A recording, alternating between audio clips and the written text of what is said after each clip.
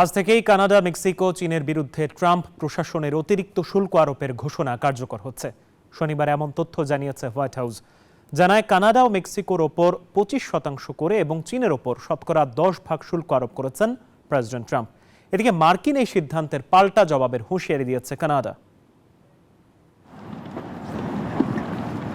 ক্ষমতায় এসেই একের পর এক নির্বাহী আদেশ আর নিষেধাজ্ঞার ঝড় তুলছেন মার্কিন প্রেসিডেন্ট ডোনাল্ড ট্রাম্প।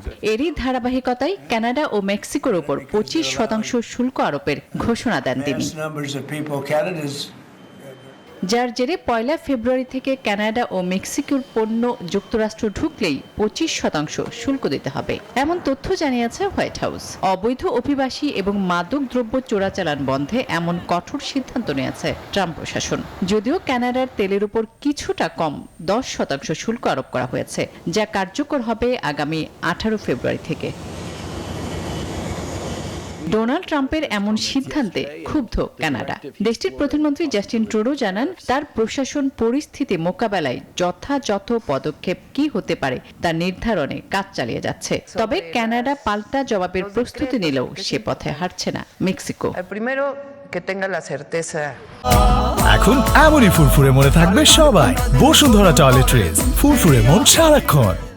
মার্কিন প্রেসিডেন্টের শুল্ক যুদ্ধের কবলে পড়েছে এশিয়ার বৃহত্তম অর্থনীতির দেশ চীনও। 1 ফেব্রুয়ারি থেকে চীনের উপর দেশটির উপর বসছে 10% শুল্ক।